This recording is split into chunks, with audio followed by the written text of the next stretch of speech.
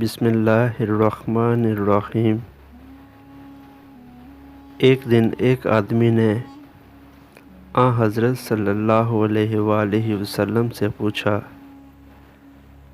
کہ کون سا اسلام بہتر ہے؟ فرمایا، یہ کہ تم کھانا کھلاؤ اور جس کو پہچانو